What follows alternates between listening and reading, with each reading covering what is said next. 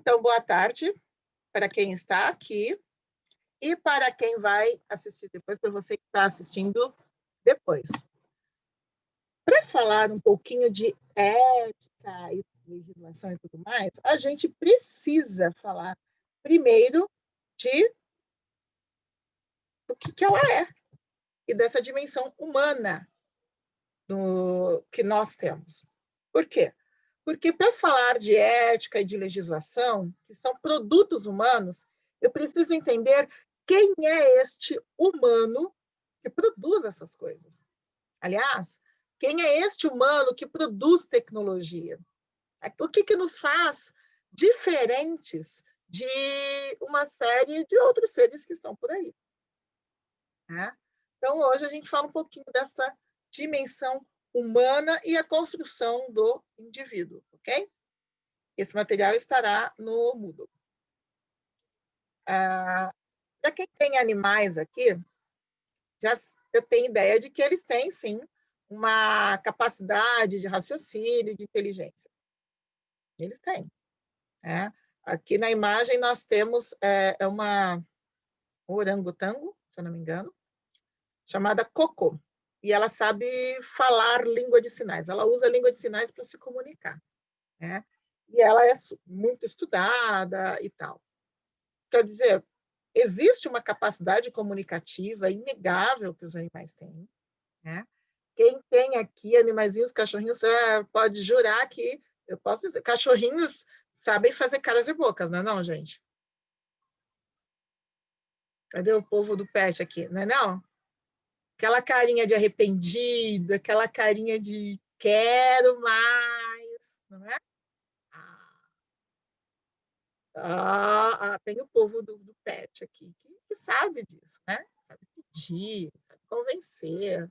Então, existe uma capacidade de inteligência e raciocínio. Mas tem um diferencial, que é os padrões de comportamento típicos da espécie, eles vão ser repetidos. Por mais que um cachorrinho saiba fazer aquela carinha de por favor, me perdoa, ele não vai chegar uma hora para você e vai rejeitar um pedaço de carne no churrasco e olhar para você com carinha de quero salada, puxar uma folha de salada para comer. É contra os seus instintos. Né? Um cachorrinho não decide assim, eu vou virar vegetariano agora. Um cachorro vegano, só no desenho. E é que isso acontece nos desenhos. Né? Não é uma decisão dele. Os donos podem decidir e ele pode se acostumar com aquela alimentação. Mas, no geral, ele repete os padrões da sua... exatamente. Faz greve de fome se não gosta da ração. Né? Olha só. Mas por que ele foi acostumado com aquilo? Porque o dono o acostumou com aquilo. Não é? Então, ele vai repetir padrões de comportamento. Ele não toma uma decisão assim do nada. Puxa, eu cansei de comer essa ração, eu não sei se ela tem transgênico ou não, eu não sei se ela é vegana ou não, agora eu quero uma certificação dessa ração. Ele não age contra os instintos. Ele não age contra o seu gosto. E a gente sim. Por exemplo, continuando nessa questão de vegano ou não vegano, eu não sou vegana, mas não sei, alguém aqui é vegano? Temos aqui, não. Tem alguém que pode se manifestar aqui, porque aí pode falar melhor. Né? Mas ser vegano, por exemplo, é uma decisão que a pessoa toma. Não quer dizer que ela se torne vegana por não gostar de carne. Muitas vezes ela adora um bifinho. Né? Mas ela pode decidir que, por mais que ela goste, por motivos religiosos, de saúde, sociais, ou o que quer que seja, ela não vai comer carne. Ela pode ver um bife, salivar e dizer, eu não vou comer esta carne. Uma decisão. Ela pode ser uma pessoa que não foi criada vegana, que passou a vida comendo carne, que de repente decide, olha, por causa do sofrimento animal, ou por causa da devastação que os pastos causam, ou, enfim, um outro motivo, eu não vou mais comer carne. É uma decisão anti-instintiva, que os animais não conseguem tomar. Né? Então, quem nós somos? Aqui vai carregar. Nós somos capazes de romper com o passado. Nós somos capazes de romper com aquilo com o qual nos acostumamos. Nós somos capazes de romper com o uso de uma determinada, entre aspas, ração, né? Ou seja, com a forma como fomos acostumados a comer. Nós podemos ser criados veganos e decidir comer carne. Podemos ser criados carnívoros e decidir ser veganos. Nós podemos romper. Questionar o presente. Né? Por que eu como carne? Por que eu não como carne? Por que eu faço? Nós temos essa capacidade de construir um futuro. Criar a novidade futura. Né? Não é apenas imitar um comportamento dos ancestrais ou de alguém que nos acostumou a uma coisa. Nós podemos criar e recriar comportamento. Nós podemos mudar essa relação de questionar, de romper com o passado, questionar o presente.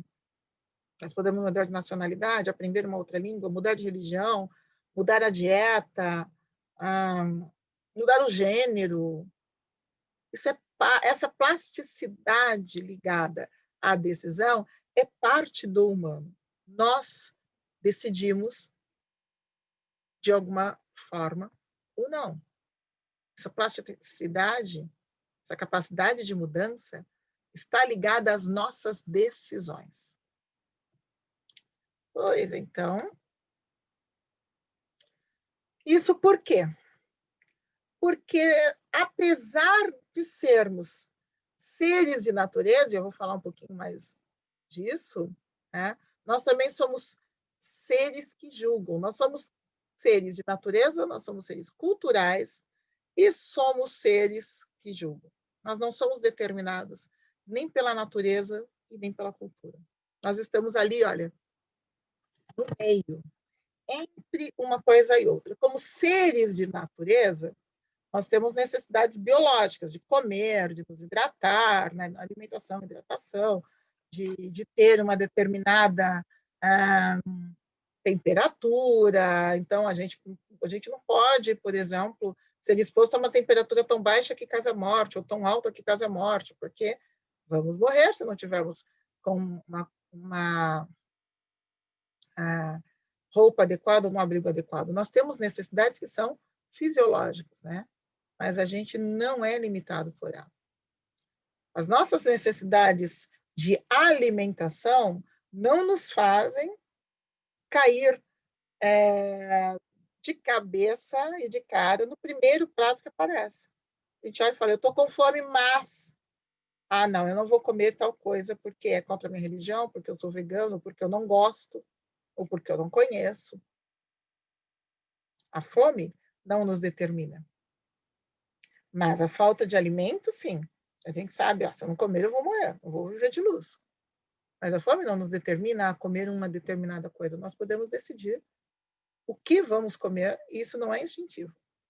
A cultura também não nos determina. Se nos determinasse, onde estaríamos nós? Seríamos uma cultura global, única, vivendo nas cavernas. Mas não.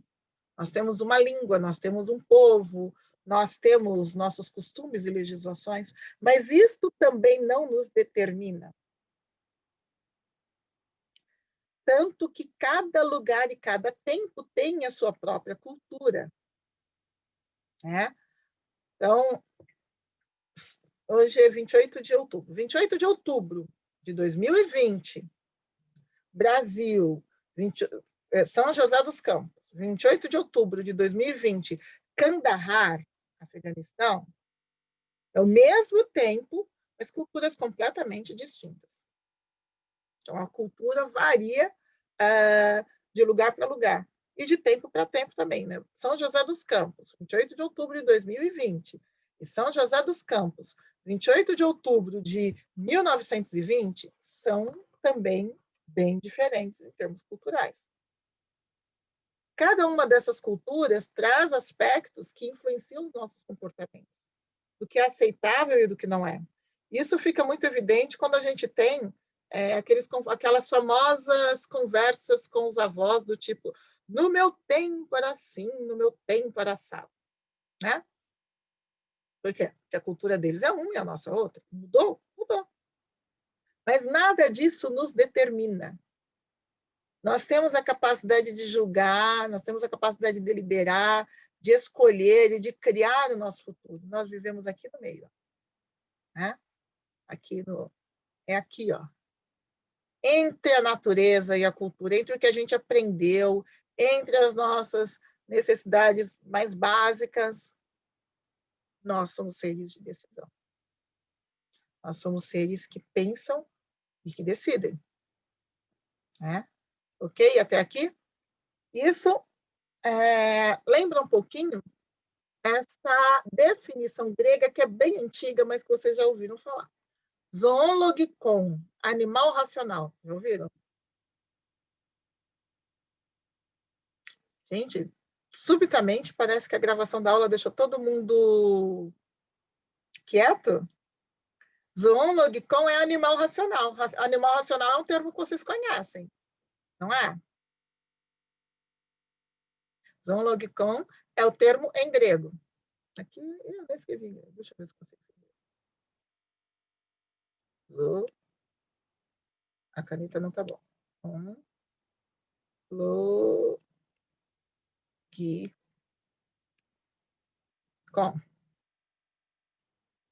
Zoologicon. Animal racional. E zoopoliticon.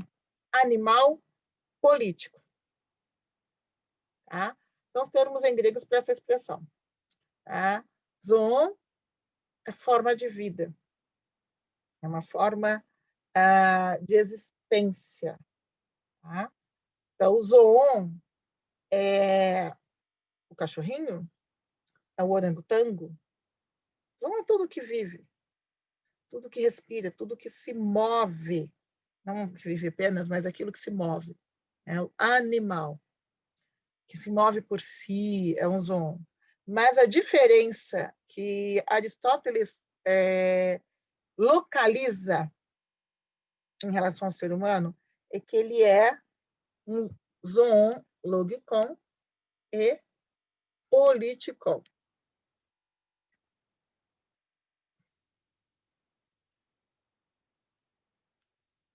Ok?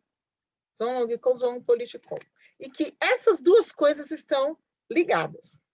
O que é um zoon logikon? O que é um animal racional? Tá vendo aí? Ó? A aula de ética também vale como aula de grego, tá? Vai ter crédito de grego no final aí, gente? Tô brincando. O zoológico, esse animal racional, é porque o ser humano ele consegue pensar. Logikon vem de logos, que é palavra, é julgamento, é fundamento, raciocínio, forma de pensar, de julgar, de decidir. Diz respeito à racionalidade, à deliberação. Ficar ali pensando, será que isso é correto? Será que não é? Eu devo fazer, eu não devo? Eu devo comer, eu não devo comer? Eu vou ou não vou? Assisto aula ou não assisto? A argumentação, está ligado diretamente à palavra, não necessariamente verbalizada, tá bom? A palavra, no sentido de palavra escrita, a palavra sinalizada, né? A palavra, por exemplo, de quem usa sinais, esse é o meu sinal. Tá? É palavra, é a linguagem, e essa linguagem que é a linguagem simbólica. Usar essa palavra simbólica, essa linguagem simbólica, para deliberar, para pensar, para argumentar sobre alguma coisa. Contra ou a favor de alguma coisa, ou muito pelo contrário. Essa capacidade de ficar pensando ali, isso aqui é correto, isso não é? E o Aristóteles localiza como muito próprio do ser humano. E, por causa disso, também ele localiza uma coisa interessante, que esta racionalidade está ligada à vida intersubjetiva, a vida em grupo, vida coletiva. Por quê? Porque pela deliberação, o ser humano, ele decide e as consequências não são apenas sobre ele, são sobre todo o grupo. Por mais que sejam algo que ele vai realizar. Ainda mantendo o exemplo da comida, talvez pela proximidade do almoço para alguns, quando se decide, eu vou comer isso ou eu não vou, a minha coletividade é afetada pelo que eu como, quando como, quanto como, por exemplo. Eu posso não perceber diretamente, mas está lá, ela é afetada pela minha decisão. E também eu sou afetado pelas escolhas do grupo. É mútuo. Aquilo que os outros decidem me afeta. Aquilo que eu decido afeta o grupo. Não dá para se desvencilhar disso. O ser humano não consegue viver num isolamento absoluto. E mais, é exatamente ali, no grupo, que ele aprende essa linguagem, que é uma linguagem abstrata e simbólica, que o leva a ter condições de deliberar. Você fica pensando com os seus botões, mas que idioma você usa? Aquele que você aprendeu, e aprendeu de alguém. Não aquele que você criou para si mesmo, ou para si mesma. Não é verdade? Então, nós dependemos de algo que nós aprendemos de alguém, seja via uma interface de computador, um aplicativo, seja da pessoa diretamente, mas há alguém que estabeleceu uma linguagem, alguém que veio antes de nós, estabeleceu uma linguagem, e que nós aprendemos essa linguagem para nos comunicar. Essa linguagem simbólica, qualquer que seja ela. Bom? So, if you learn some English, you are able to understand what I'm talking about. If you don't, you are not able to understand. You need to learn.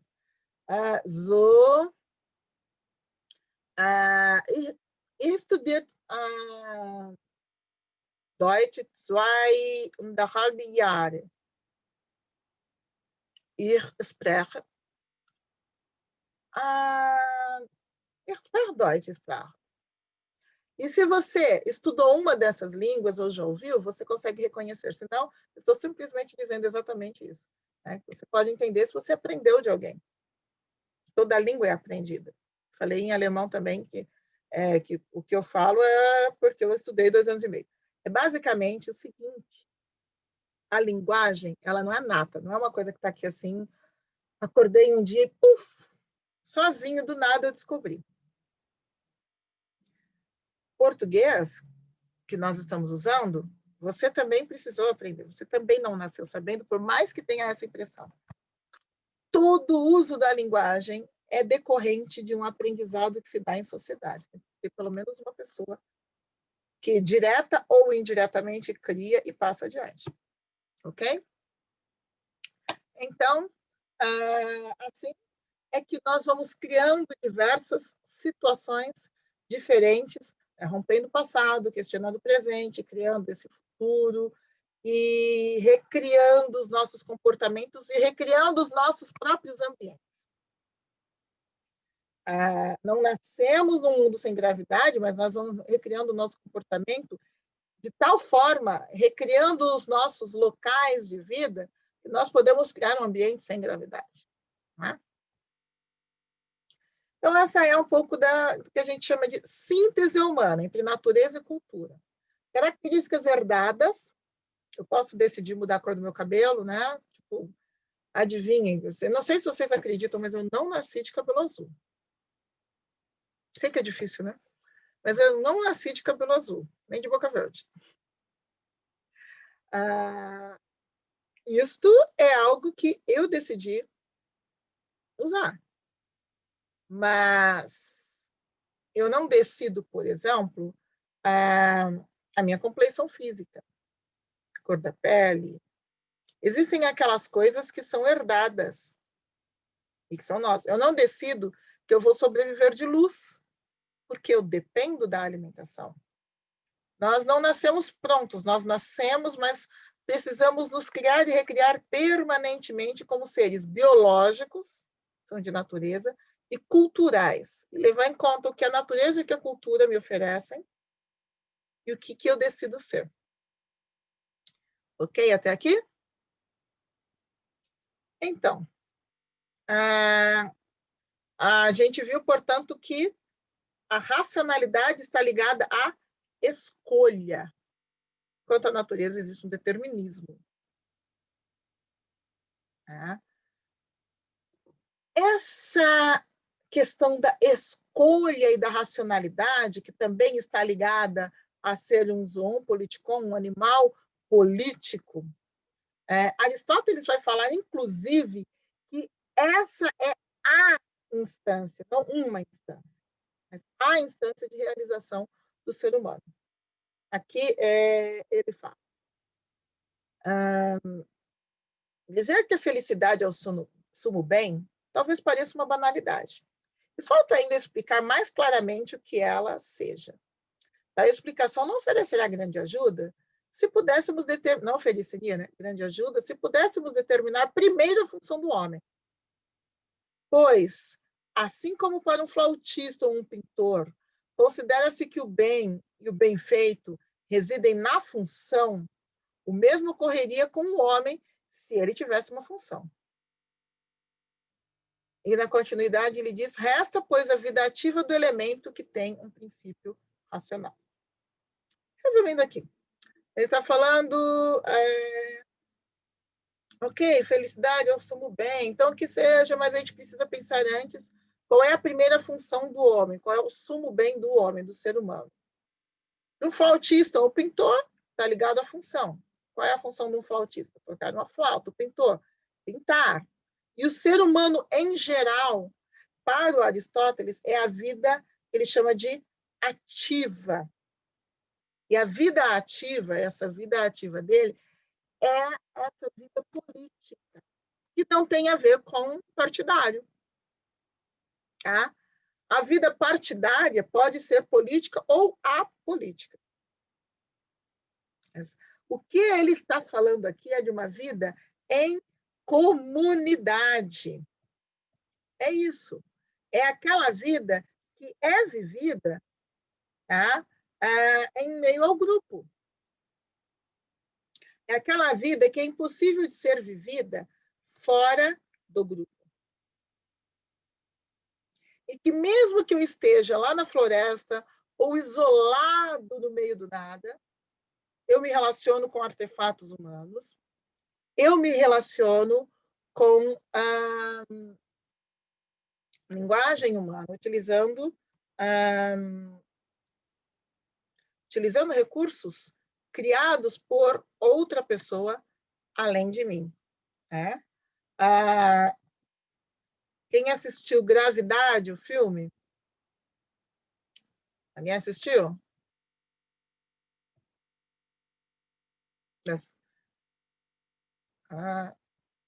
Sim, super tenso. A maior parte do filme, olha, Gravidade tem lá uma história que começa ali, deixa eu ver se eu passo aqui para vocês um pouquinho do trailer dele, pode ser? Isto.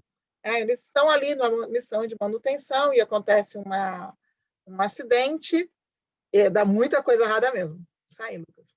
E ela, existe esse desafio dela sozinha tentar voltar para a Terra. E é muito interessante aqui a gente ver que a maior parte do filme ela passa sozinha. A maior parte do filme é você ver a Sandra Bullock num espaço pequeno ou num espaço muito grande. Mas o tempo todo ela está se relacionando às heranças, ela está trabalhando a partir do outro, ainda que o outro não esteja ali fisicamente. E por esse outro vai até coisa do outro lado do mundo. Isso é muito legal. É a questão de como é que eu faço se eu encontrar uma nave chinesa e eu nunca vi chinês na minha vida, mas você tem um artefato que é feito humano, o que eu uso é buscar se relacionar com o humano quando a pessoa humana não está ali. Isso é um ponto fantástico do filme. tá? Vê se eu pego o trailer dele para vocês darem uma olhada. É um filme que eu adoro, mas ele traz muito essa questão. Você não, os filmes de espaço são muito assim. Tá? Português de Portugal, não. Gente, quase eu pego um negócio aqui que é português de Portugal. Não. Mas eu vou só passar o trailerzinho. Só para sentir um gostinho. Fica de tarefa. Tá bom?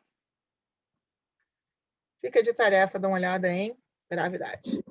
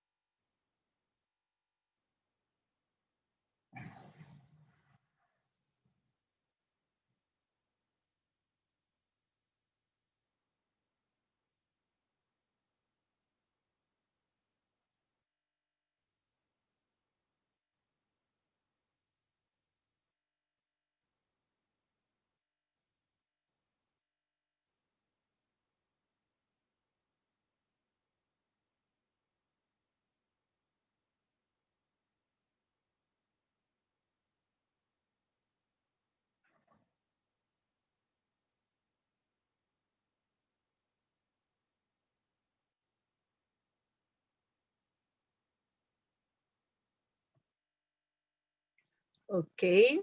Então, um filme que se passa com uma pessoa, não uma história. Olha aí, ó, tá vendo? Lucas foi rápido.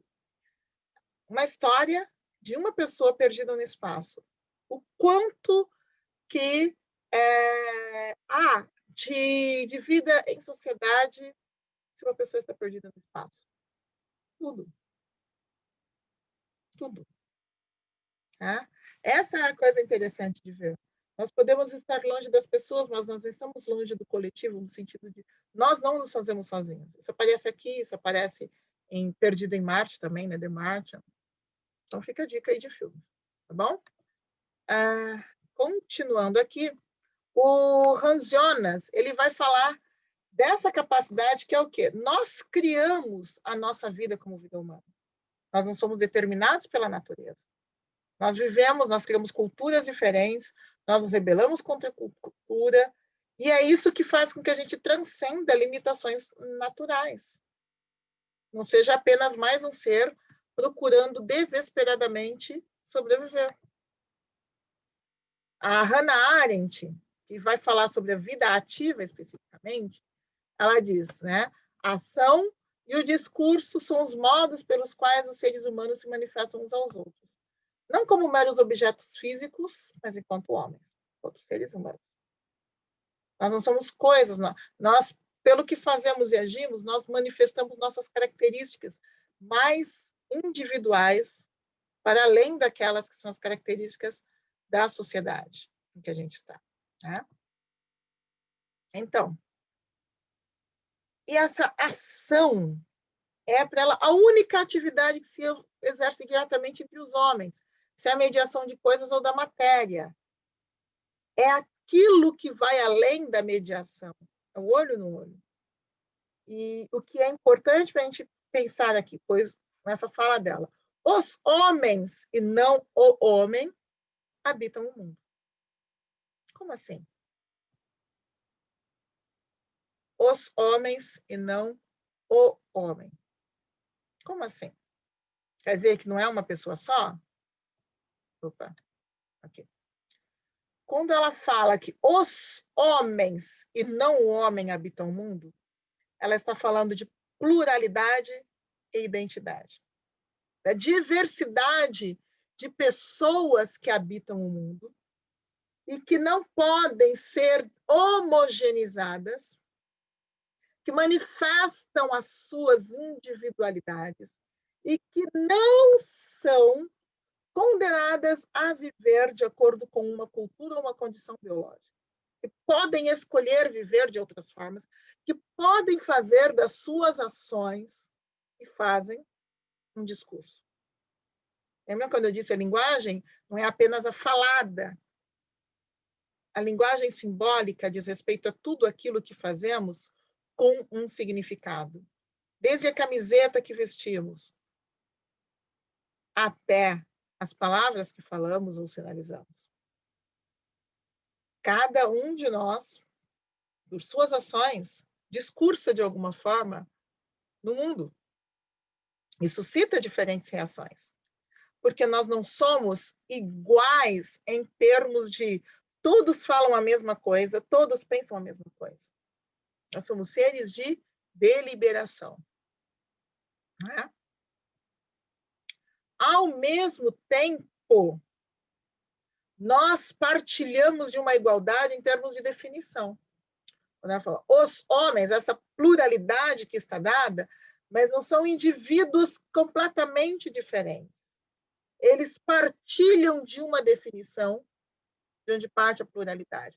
Eles são indivíduos que são exemplares de uma mesma condição básica, que é biológica, que está no nosso DNA, que é a condição humana, e que faz com que, não importa a minha cor, não importa a sua, nós possamos olhar um para o outro e dizer somos humanos.